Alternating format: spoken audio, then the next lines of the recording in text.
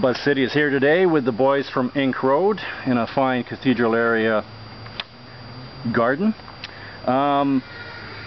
You guys, I was looking at your Reverb Nation page and I was really taken by screw pop fusion.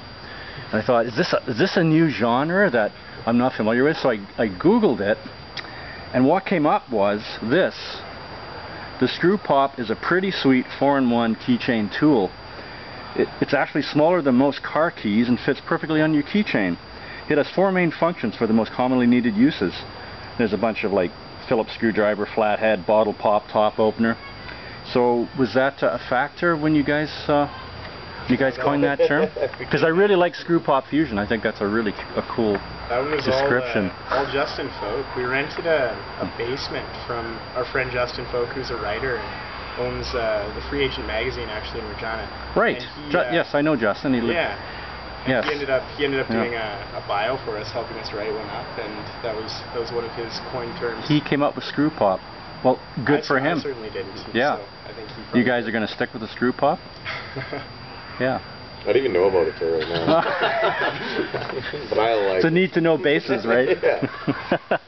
So going from left to right, we got Dustin Ritter. And you play guitar, of course, yeah. Yep. Yeah. Now, did you recently join the band? You guys had a different lineup earlier, right? When did you come? You came... I think I played a show with you guys at O'Hanlon's this winter sometime. Yeah. And then played more shows. Was that like the day before New Year's? Yes. Right. Yeah, so we did the pre-New Year's warm-up, I guess, or whatever. Pulled you in for that, and a good long set there. So you're pretty... I couldn't find anybody else better after that, so I got the job. Hey, you know, the right man for the right job. No, you previous bands you were in? I think you were in... I play in the Dustin Ritter band also. Right, okay. I knew there was some connection there, you know. There was something there, for sure. We got Donnie Johnson. Yeah. Johnson there. His parents like to call him Donovan. Donald? Donovan. Donovan? I'm sticking with Donald, that's way better. I forget all. Were your parents like old hippies? Donovan, you know. Season of the Witch, I know. Hurdy-gurdy man, you know. Here comes the hurdy-gurdy man singing. Anyway, cool. We have Peter. Right here. Sorry, I skipped. Sorry, Eric. I was going to go to Eric, but we'll go to Peter. Peter Broda. Sure, Peter Broda. You're the bass player? Yeah, that's right. Yeah. I saw some photos. It looked like you had more than a 4-string bass. That's right. I've been playing a 6-string bass now for 3 or 4 years, maybe. Right. That's my primary instrument.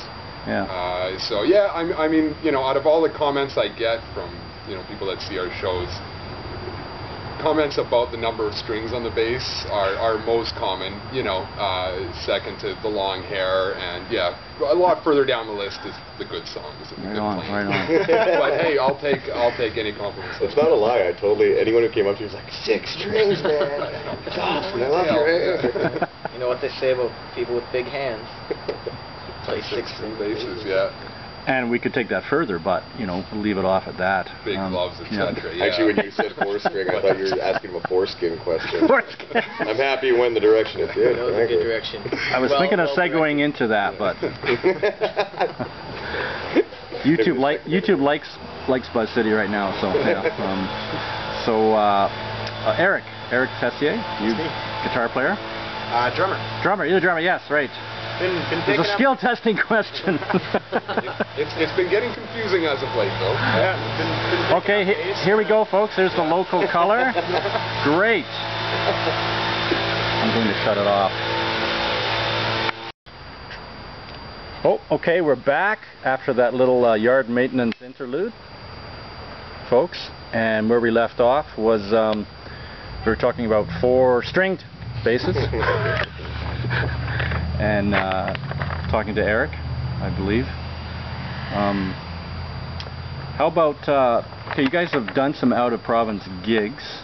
Do you have a plan to do more of that and further world domination? Or?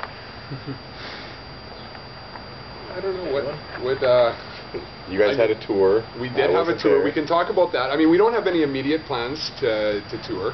Right. But we did go on a small tour last summer to the West Coast and back. Right. And that was incredible. That was, I think, the first time. Last summer you guys did that. Yeah. It was in August last year. year. About this time. Yeah. Cool. So you ended up in Vancouver, or? Yeah. Headed out to Vancouver, played a number of shows there, and played shows on the way there and back as well. Right. So I think we did 10 shows in 12 days or something like that. Yeah. That's cool. That's like getting road tested, for sure. Yeah. It was a pretty efficient tour. We had a blast, met lots of people. Yeah. And where did you end up in Vancouver? That's right. Yeah. We ended up playing at the last night we were in Vancouver was Railway Club. Railway Club, okay. Beautiful venue. Yeah. They have this green room where you have to crawl through a hole in the wall. But excellent. Worth the experience. Now, like, do you have any photos of that? Like, did you keep a road diary, or? Yeah, there's photos of the Railway Club. I'd be would be interested in seeing photos of something like that. It's a cool venue. Yeah. They love Saskatchewan artists out there, and what's not to like, eh? What's not to like? It was about 2 days before you decided to cut a big patch of your hair out. 2 days after, yeah. Yeah, 2 days after. Yeah. Yeah, I just woke up one morning and had a razor. I think it was his razor. Could have been, yeah. But either way, yeah. Touring haircuts. Road madness. Road madness. For sure. Yeah, the stuff that can tend to happen, or you lose something. Yeah, impact on the road for sure. Yeah. Now, I guess you could say you guys are almost become a fixture on the local Regina scene, because you guys are playing a lot. Is there any clubs you haven't played in that you want to play in? Or? District. Seems to me you've got. District. Yeah, we were just talking about that. You haven't played at the District. We haven't played at the District yet. No, I think we're trying to set up something pretty soon. Right. But, that's one I've seen quite a few local shows there, and I love the stage there. Yeah. Yeah, it's a cool space, and it's got a great history too. I remember hanging out there years and years ago in its various incarnations as Channel 1, the venue, the state. Yeah. I think it started out as a schnitzel house, and then it went. I've actually fallen down both flights of stairs at the District. Stage launch. It's embarrassing. And this from the most sober man in our group. Well, back in the day. Happens to the best of us. There's been some legendary bands that have played there. What stands out in my memory is seeing Dave Clark, the crazy drummer from the Rio Statics, do his tube sock thing. Where he's all natural except for the strategically placed tube sock. Was that was before the Red Hot Chili Peppers, eh? It was around the same time, so I don't know whether or not he actually copped that, but one would deduce that he did. So it went pretty well for them. Yeah, for sure. So you guys have got 1 or 2 CDs? We released 2 CDs. 2 CDs, yeah. Both EPs. Yeah. The first one we put out just had 3 songs, and the second was a 6-song EP. So, not a lot of recorded output, but we've definitely been focusing a lot more of our energy on playing shows. Yeah. Almost weekly shows this past summer, but we are planning to hit the studio again sometime in the near future. Donnie, any further information on that? No comment. It's coming. DIY, like doing it yourselves, or going into... We've worked with, our last EP we worked with Rob Morrison. Rob Morrison, right? He's recorded everything from... Lazy and K's. Klein's 96. Lava. Yeah, he's done a lot of good stuff, and he's awesome to work with. Yeah, I've heard his reputation is. He's a little bit of a mad scientist from what I got to see. Yeah. Like that can help. Yeah, really fiddling Yeah. with the knobs and shouting things like "What's going on with the phasing?" stuff like that. Yeah, it's important stuff for sure. Any particular venues that are your favorite to play in, or? That's probably an indiscreet question to ask.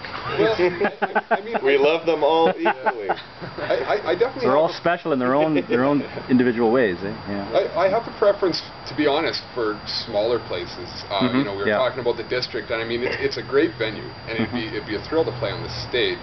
At the same time, you know, I love shows where, you know, you're right on the ground level with the audience. Yeah.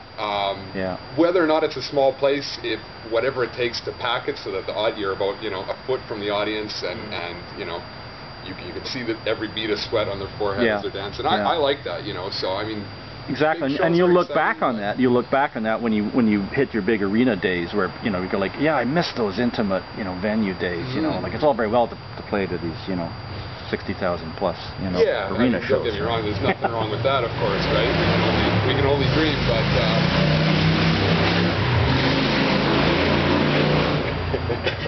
Thank you, Mr. Harley. Yeah, somebody stole my van. We're playing. We played an awesome show with Nancy Ray Guns over at Crushed Grape when that was. Yes, when Melrose was running that. I've done a few shows with the Nancys. They're always always a hoot to team up with, for sure. Yeah. I mean, really, like anyone that can bring like a killer live horn section is kind of good with me. Yeah. You know, that's something that you don't see all the time in the Regina music scene. So quite a treat. The Taylor brothers, for sure. The German club actually is starting to become an interesting little neat club to play at. Bryce has been working really hard. He's great to work with, and I just love the Teutonic, retro man cave ambience of that place. I think it's very special, very cool. It's got a real character. The Moosehead is my favorite. That's actually only one of two venues that we've played that has had a moose head on the wall, believe it or not. There may be more that I'm not familiar with, but at least two. I think, Yeah. No, we played over at a house on, what street was that? Smith Street, yeah. Yeah, we played this venue, well, it was this house, and this living room. Basically, half the living room was taken up by this huge moose head. I mean, it's a small turn-of-the-century house right downtown. The moose head came at least 2/3 of the way through the living room. You had to walk around it to get to the kitchen. I think there's at least a song there. You know, the moose head, syndrome or connection or something. I don't know if they had a moose, but the Palomino in Calgary certainly had some animal heads on the wall too as well. Did they? Yeah, that roadhouse. With a name like Palomino, you'd expect some animal. You'd expect at least a horse. Something. No, that was a good show too. That was our kickoff show. No, that was the first show on the road that we did. We played. We opened for the Sheepdogs out at the Palomino, and you'd like to open for the Sheepdogs again, no doubt. Oh, yeah. How do you guys feel about that? They're making some good headway. That's pretty heavy duty for the Saskatchewan music scene. I just when I heard them, I just remember like being super excited that someone was bringing back like the twin guitar harmonies. Yeah, that southern rock groove. Yeah, for sure. Brings you back to like Leonard Skinner and Boston. Yeah. Well, and whatever they're doing, launch 1,000 ships with that. They're providing, at the moment, unprecedented exposure to the Saskatchewan music scene. So, in terms of influences, collectively, what kind of floats your guys' boat? And you might have to speak up to hear yourself over the yard maintenance. With the drone. I don't know. I think it would be really hard for us as a group to pin down even one specific genre that we could cite as a huge influence on the band. I mean, we all come from such different musical backgrounds, and at least speaking only for myself, I mean, a lot of my primary influences really have nothing to do with the end results, the resulting sound of our band. But that's because we spend a lot of time putting these songs together collectively and bring such different influences and just try and meet each other halfway. So I don't know, any thoughts on like who we might all agree on? Tom Petty and the Heartbreakers. Let me get a close up of that, man. I plan this. That's how do you spell that? Wait, let me straighten that out for you. Tom Petty, right? Okay, I remember that. Splash of Mountain Dew, and that's gonna remember that name. Right there. Delicious sound. He's new, but he's good. Full speed ahead, and damn. I grew up with a lot of like old crooning music, like Righteous Brothers and Elvis. Oh, excellent. Always. So Okay, you are the parent of kind of hippies. picked up on that. Or the child of hippies, sorry. The child is the father to the man. Yeah. For me personally, it was kind of like right hand, left hand. You got Buddy Rich on this side. He's like he's jazz. He's the chops. The left side, you got John Bonham. Oh man, he's pure energy. that's a great dichotomy. I mean, put those two together, and you don't have me, but I'm working on it. You know. Yeah, but you're imbued by that spirit, so absolutely. that's gotta lead. That energy. Yeah, right on, excellent. Now, one question I'd like to ask is, in terms of online presence, I think it's sort of a trend. I think you guys don't actually have your own individual website. You've got like MySpace and Reverb Nation. Yeah, we've got Twitter and Facebook as well. Yeah. We had. Well, it speaks to the question of like, why do you need to spend money to when you've got those like access to those band websites for free. You know, yeah. Reverb Nation I think is a really good interface. I find. What do you guys feel? Which do you prefer? But MySpace seems like MySpace is kind of going by the wayside. Yeah, I don't think. You know, I think if anyone's looking to get into the to establish an online presence, I don't think MySpace would be the place to start. It's certainly on its way out. So I mean, we have a MySpace page, but to be honest, I don't even know if I've completed it myself. So, but definitely the Facebook page and the Reverb Nation page have been a real boon. Those two work really well together too. That you can sync them up and exactly. And the Twitter as well. That's brought a lot of So, attention our ways, and has allowed us to really promote our shows. You know. So.